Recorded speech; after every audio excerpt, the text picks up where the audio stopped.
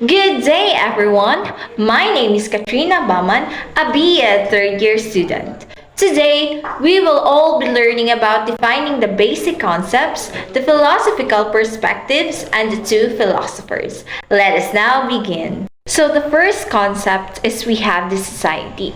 So society is a large group of people who live together in an organized way, making decisions about how to do things and sharing the work that needs to be done.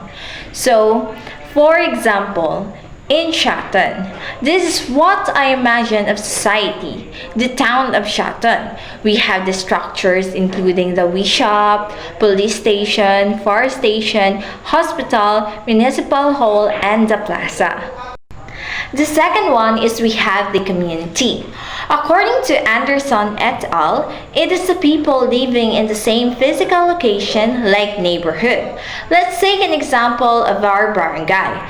We have direct interactions and we know people in our neighborhood. Let us now differentiate the community and the society. So the society is a larger group and more complex group of people, while the community is a small group of people living in a specific location. While the society, it must be a formal relationship. Members may not know each other personally, while the society, strong personal relationships and direct interaction. A society is a broader area, like it can be a town or a nation, while the community often defined as a specific location. The third one is we have the education. We have the descriptive perspective. This view focuses on what actually happens in educational settings. It describes the process of teaching and learning as it occurs in real life, without making judgments about whether it's good or bad. For example, it might examine how students interact with teachers or how different teaching methods are used in classrooms.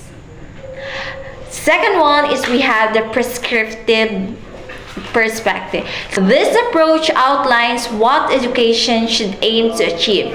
It sets standards or goals for education, suggesting the desired outcomes or values that education should promote.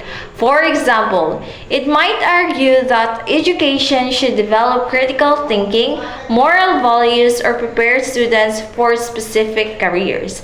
So by distinguishing between these two perspectives, Springer helps us understand that education is not just about observing how learning happens, but also about defining its purpose and goals. So the fourth concept is we have the school interaction. So school interactions are crucial for creating a positive learning environment and can be categorized into four main types. Number one is teacher to student. This is the core of the educational process. It involves instruction, feedback, and guidance. Teachers not only deliver content but also motivate, discipline, and support students' emotional and social development. Positive interactions include encouraging questions, providing constructive feedback, and fostering a safe space for learning. Student to student. Peer interactions are vital for social and academic growth. They occur during group work, discussion, and social activities. Through collaboration, students learn teamwork, communication, skills, and empathy. Healthy peer interaction promote a sense of community and enhance problem-solving abilities. Teacher to teacher. Collaboration among teachers leads to improved teaching strategies and professional growth. Teachers share resources, discuss student process, and coordinate curricula. Supportive professional relationships encourage continuous learning and help create a cohesive educational environment. The last basic concept is we have the organizational leadership. It involves guiding teams with goals through vision, strategy, and motivation. Key elements include decision making, communication, and adaptability. Effective leaders inspire productivity, fosters collaboration, and manage exchange. Now, let us know the connection between the society and the education. It is both reciprocal and dynamic. In essence, society shapes education by determining its goals, values, and methods, while education in turn plays a critical role in forming individuals who participate and help transform society. Education and society are interdependent. The social context determines how education is structured and what it aims to achieve, while the education system contributes to shaping society by forming informed citizens, transmitting cultural values, and offering a pathway for social mobility and change. A philosophical perspective is a way of thinking about the world and the human experience. It can also be described as a worldview or a point of view. Philosophical perspectives are often influenced by a person's beliefs and experiences. Philosophical perspectives are worldviews that define the nature of world, the individual's place in it, and the possible relationships to the world and its parts. Let us now move on to the empiricist educator. John Locke is often called an empiricist educator because his ideas about education are deeply rooted in his empiricist philosophy. In his influential work, Some Thoughts Concerning Education in 1693, Locke argued that the human mind is a tabula rasa or a blank slate at birth. According to him, all knowledge comes from experience, primarily through sensory input and reflection on those experiences. This means that education is crucial in shaping the mind as it provides the experiences from which individuals learn.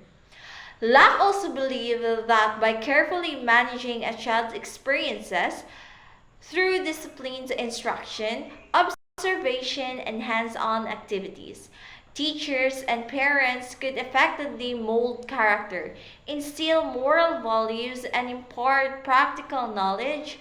His emphasis on experiential learning laid an important foundation for later educational theories that stress the active role and the learner in constructing knowledge from the world around them. Second one is we have the utilitarian education. Herbert Spencer is one of the prominent Victorian thinkers, is often associated with the utilitarian approach to education, a view that reflects his broader philosophical commitment to practically efficiency and the improvement of society. Spencer's utilitarian education isn't simply about teaching for the sake of accumulating knowledge, rather than it is about developing individuals in a way that is useful for both their own progress and the needs of society.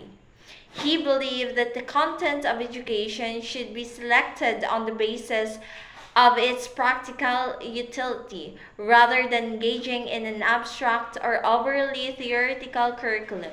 Students should be taught subjects that have clear applications in real life, whether in commerce, industry, or civic life.